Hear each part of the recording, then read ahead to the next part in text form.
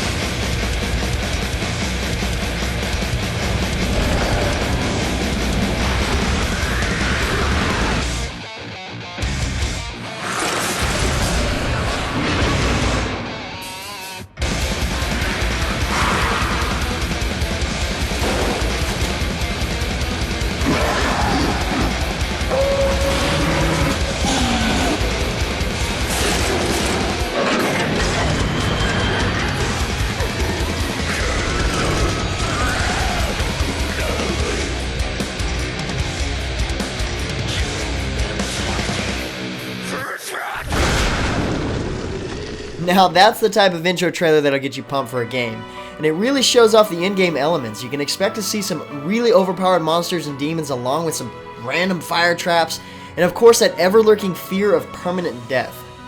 So once you start up, you create a secure account, otherwise known as your soul, and this is designed to link so many different game elements together across the various characters you get to create, and you can see here that you have 3 characters you can create on your soul, or 5 if you purchase the 2 additional with station cash.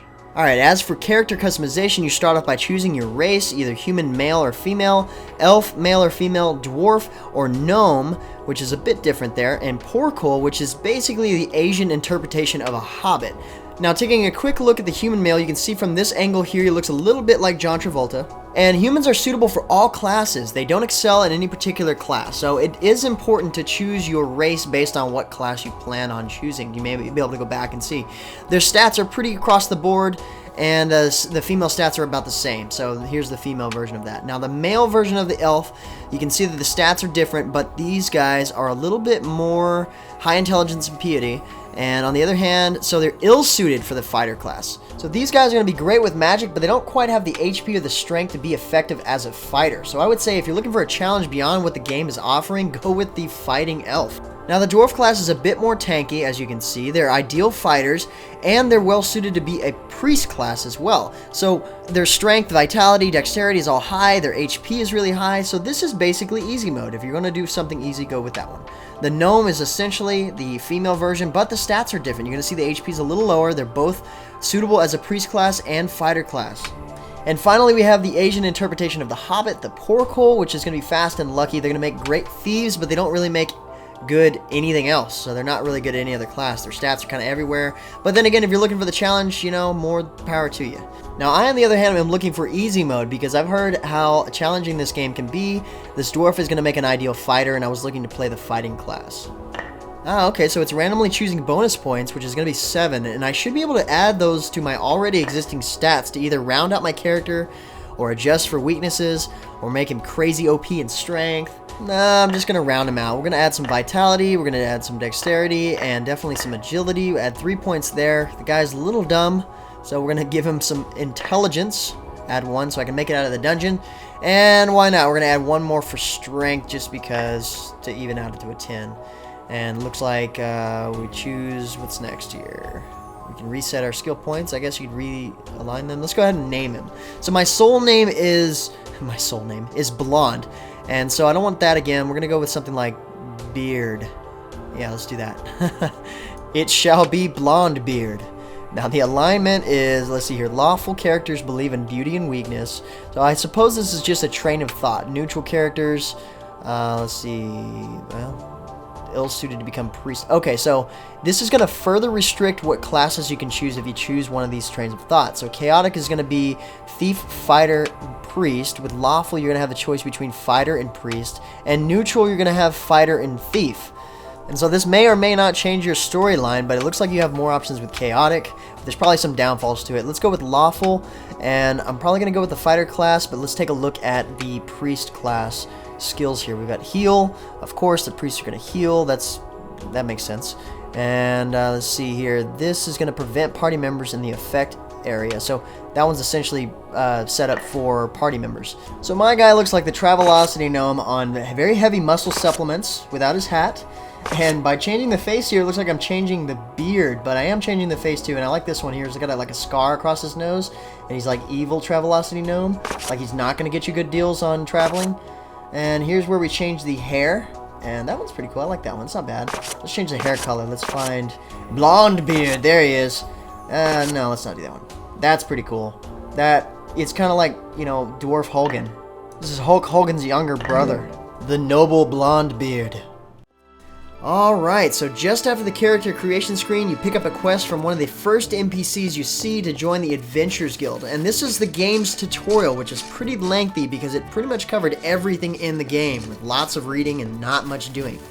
I haven't played much beyond that, so I figured I'd just explain what I learned in the tutorial as I show you the first actual dungeon, because that's where we are. We're actually at the first dungeon right here. I just picked up the quest for it, and I'm supposed to kill the leader of a bandit gang. Yeah, at level 1. And even the NPC said it was nearly impossible, so I guess we'll find out. We'll see how hard this actually is. Alright guys, as soon as I entered the dungeon, I ran into Dizzy PW and decided to join his party. And I'm really glad I did, because running into the first batch of zombies, I've got to say, it was pretty tough trying not to get eaten and get the controls down at the same time. Oh man, what is this guy? This is like a mini-boss or something? It might be the person I have to kill. Ooh, I think it is. So I'm going to right-click on him, I'm going to target him, I'm going to hold shift to guard, and I'm going to use my left click to swing, along with my other skill by hitting 2. Now, guarding is very crucial, because you can see this guy's dealing a lot of damage, and even though my shield is like the size of a frisbee, it can save my life, even from, like, Spartan kicks like that. Don't worry, Dizzy, I got him. You don't have to hit him with your little baseball bat. Alright, he gave me a shining rock. I guess that's going to be a quest item. So you also have to watch out for traps. The combination of that pillar with a white orb on top and the red faint orb that's on the ground is telling me that there are falling rocks. And I don't want to walk through there, or I will probably die quickly. So I'm going to add my other skill to the skill bar here. No, what the hell? Oh man, I'm in the menu. Holy crap. He's just like respawn right there. That sucks. Why did he respawn like right on top of me? That's not cool, man. Well, it looks like we're fighting this guy again. All by myself this time, and I'm not at a very good vantage point here. It's hard for me to... I'm just taking the hits. Alright. Don't hurt me. I've got my baby Spartan shield. Ow! I got blood on the screen. That's not good. Oh, thank you. Thank you. Dizzy healed me. Now I'm going to deal the damage. I'm going to just... Alright. We got it. Oh, that was fun. Alright, so it looks like we have another player right there running sideways. I guess running from the zombies. Alright, so now I can equip my other skill. I have this skill, Leg Bash, and then I'm going to put the guard core there, which is basically... Oh, crap, we got zombies everywhere. They're all grouped up. That other player lured them towards me. What do we have here? We have a switch for something. Press. Alright, so a trembling sound far away. Exclamation point means there's falling rocks. I'm not going that way. Ooh, what do we got? We got something inside here.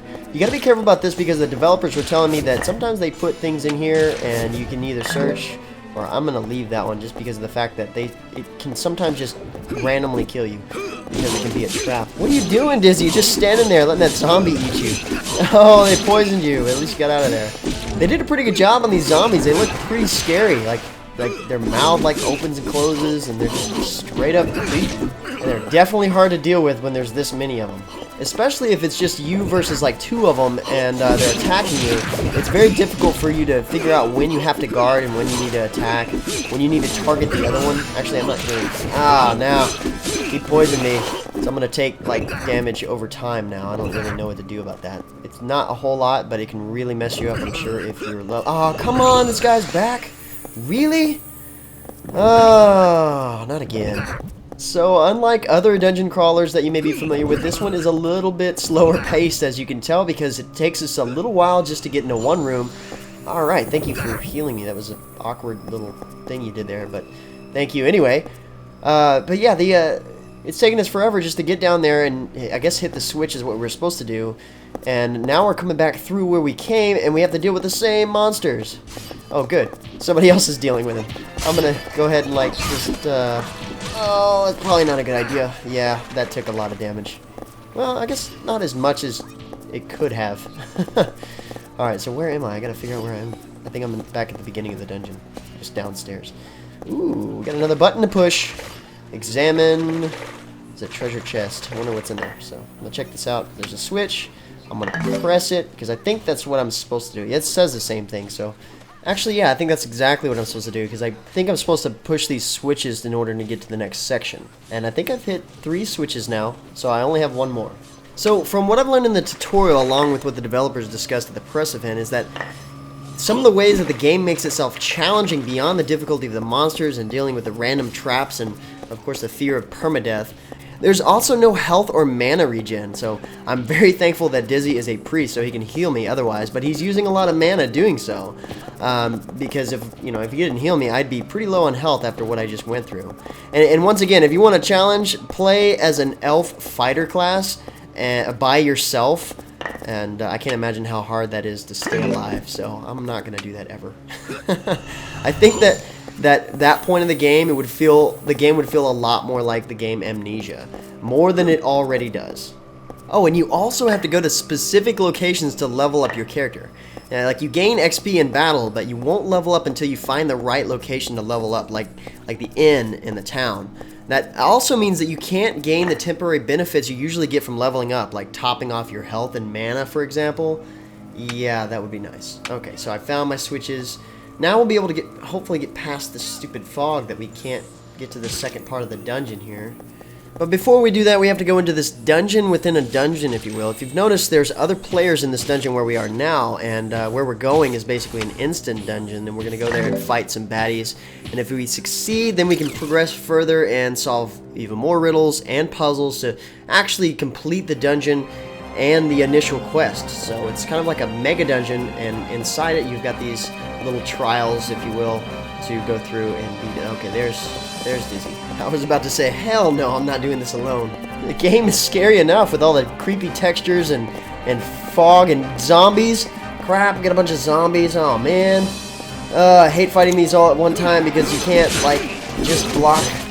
You can't block all of them. You can only block one. Oh, this guy hurts. I gotta kill him. So I would say the best thing to do is basically try to single them out. Like, run around and have them follow you and see if you can kill one at a time. I mean, it does help that if you have a party going on. There we go. That guy finally died. I guess I'm like drunk or stinky or poisoned. One of those. I guess I'm just gonna have to deal with it. Doesn't look like Dizzy's gonna heal me. We cleared it. What did you do? You didn't do anything. I fought them all by myself. But we can pass through the magical barrier. Great. Good. We can move on to more stuff that'll potentially kill us really easy. 30 more seconds to leave the room. What's gonna happen if we don't leave in 30 seconds? We're gonna die? Well, they don't really give you much time to set up like camp and heal or anything.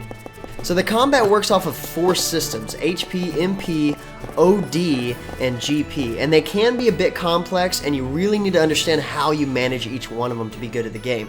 Health and mana is pretty much normal without regeneration, obviously, but OD is your ability to perform various actions, like pressing space while my sword is unsheathed to do like this little dash backwards to get out of the way of enemies, or it just about uses all of it when I sprint by holding shift when my weapon isn't drawn.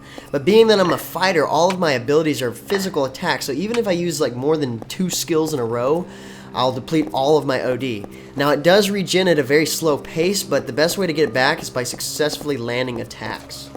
What's going on in here? Ooh, shiny object. What is this? Let's see here. Take it. Yes. Looks to be a map is drawn in it. Okay, so... Oh, okay. It's entrance map, too, so it's a continuation of the dungeon. I guess we can backtrack that way. Treasure box. All right. So we have to disarm this thing. Not only is it locked, but it's a booby trap as well. And there's only 11% chance of opening it. That's not very good. So I guess I could use these disarming skills, and so I suppose if you use those, then you level up towards that. But I guess thieves are gonna have a better chance, like their percentage chance will be higher to open this.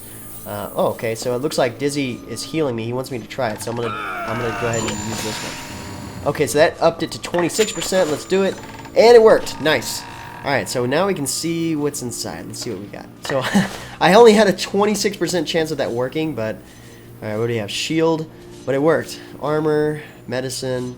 Yeah, I think it did pretty good. These are items that will help me stay alive, even though I just risked 74% chance of dying to get them. But the problem is, and that's another thing that makes the game difficult, is all of these items are unidentified, so I'm actually going to have to go back to town before I can identify them. And one of those items is a shield, and that's yet another thing that makes the game difficult, is that the durability of your items go down really quickly, like faster than normal. And if it depletes all the way, then you lose that item. So you might be walking around without a sword or a shield. Let's see, like, I picked up a shield in that treasure box, but it's unidentified, so I actually have to identify it back in town before I can use it. So if I lose my shield, I'm kind of screwed. So let's see what's in here. Ah, crap, more zombies. No! This one! It scared me, actually. It made me stinky. I'm going to use a combo on this guy. I'm actually using 2 of my skills, so kind of a 1-2. There we go. There we go. I got a title because of that. I used a combo and everything, critical hit, but it didn't kill him. It's a strong zombie. Cut off the head. Oh, this room is extra dark and extra foggy, and I have to take on this zombie. Now, oh, he slapped my chest. Oh, I missed the guard. Not this time. There we go. Got him. Oh, man, what did he just, like, bit my face. We dropped a treasure box. All right, let's see. Let's open this. 11%. I'm gonna up my chances. And no! What the hell? Oops! Explosion. Oh, I died. You feel the power draining from you. Yeah. No, I felt my heart come out of my chest. Is what I felt. Well, as you can see, I'm not actually permadead yet. So this is probably a good time to explain what happens now. So even though the fear of permadeath is thrown at you heavily by the developers, the truth is it's actually somewhat forgiving. And dying isn't as big of a deal as they make it out to be. But even though you want to try to desperately stay alive and not die, if you do happen to die, you turn into a ghost like I am now. And in this state, you can revive yourself, but you do have to get to a guardian statue in order to do so, which can be a little difficult, because you have to decide which way to go for the closest one. And there's still demon entities like that Grim Reaper looking fellow over there. You don't want to go that way. Those guys will take your soul, and I don't even know what happens after that. I suppose at that point you just die in real life. Sword Art Online style. You just die in your seat. Or maybe one of the zombies will just come through your monitor. Who knows? Oh yeah, and that's another thing. You do have the option initially to warp instantly to the Guardian statue just after you die when you're close to your body, but it does have its penalties. So, like, first off, even though you get to the Guardian statue instantly, you still have to wait a certain duration before you can actually use it and try to revive yourself, because that's what it's actually going to be for, and I'll explain that in a second. And on top of that, as punishment, all of your gear takes a huge decrease in durability. Not to mention you can only use the feature once, like, every, I think, 12 hours or something ridiculous like that. Okay, so once I find the statue, the way the revival things works is I'll have a certain percentage chance at reviving my body, very similar to the way the treasure box worked, just hopefully with a better success rate than 26% and without explosions. So it looks like I have a 100% success rate, so I'm not worried about that. I'm going to go ahead and revive. And all it takes is a couple of words like chant, murmur, pray, invoke, and your spirit and body unite right here in front of the statue. And guess what? You get to go right back through all of the monsters that you killed before because they respawned. And good luck with that, because now you're by yourself and you're having to fight the same monsters that you fought all the way where you died. But yeah, when you revive, as you level up and such, the success rate for reviving will change, and it could look a little bit more like the success rate of that treasure box that killed me in the first place. And if that happens, and the revival fails, your body turns to ashes. But like I said, death is a little bit forgiving in this game because of the fact that from there you have one more chance at revival, probably with an even lower success rate than the first time.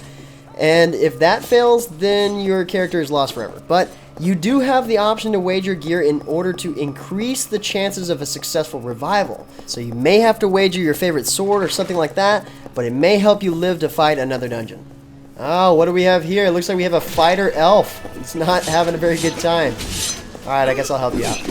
But you have to be careful because that is yet another thing about this game. The developers were telling us that they put free reign on open world PvP in this game, and they took it even further than that. After a certain level, players will be able to just walk up and fight you, or even kill you when you're fighting other monsters, zombies, or whatever. Then after that, while you're in spirit form and can't see the living, they can loot your body. It's freaking madness. But on a side note, sometimes it's easier just to kind of bypass some of the enemies you don't want to deal with. Just walk around them. If you don't want to deal with the bugs or the zombies, walk around them. They'll still be there. You can go and fight them another day. Ah, crap, there's a freaking bug in this. No! I'm just going to try to avoid it. He's following me. He's following me. Okay, looks like we're going to have to kill him. Oh, man. But yeah, if you do attack other players or loot other players' bodies who've died, even if you don't kill them, man, this bug is tough. It just needs to die already. We've been beating it with a bat forever. You become a criminal, but you turn red, so at least other players know to stay away from you. The more crimes you commit, the harder it will be to stay alive at that point, because you'll have other players wanting to kill you, and you know, along with the guards, NPCs in town, they'll try to kill you. The developers even set up a way that you can put a bounty on other players with rewards and everything.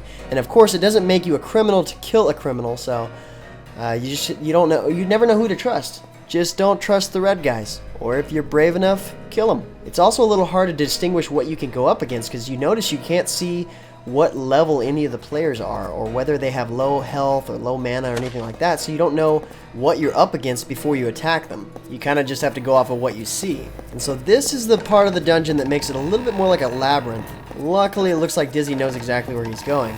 So, honestly, I think I forgot exactly what I'm supposed to be doing for this part of the dungeon. What is this blue ring? Oh, okay, it looks like somebody set up camp here and then died. That sucks. Alright, so this treasure chest here, I don't know, it looks like it's already been... So she may have killed something right here and it already looted it. But it's keeping me from going into the next room. That sucks. What the heck? Can't get through. Let me in. I'm going to Hulk smash this door down if you don't let me in. Well, I guess there's not much we can do about that, so this is probably a good spot to wrap up the video. So I feel that this game may have a particular player audience and that some players might get a little bit frustrated with the game at first. I know I did the short time that I got to play it at SOE Live. But others, on the other hand, you know, they'll like the challenge because the game really doesn't baby you at all. And I personally like that part of the game. I think that it would really be neat if they implemented these hardcore elements and like this elaborate death system, the spirit form and whatnot, and revival chances and all that stuff into a faster paced game like C9. But you know, maybe some people may like the fact that the game is a little slower paced, you know, the dungeons are separated by segments, it's a real eerie, foggy feeling, and it requires you to solve puzzles and riddles to move to the next section. I would say the best way to know for sure is to try the game yourself, and there's still a lot more to the game than what I've explained and showed here. Plus, you can check out our written impressions article and the game profile at MMOHUT.com. That's going to be it for me. I'm James Blonde. See you out there, gamers.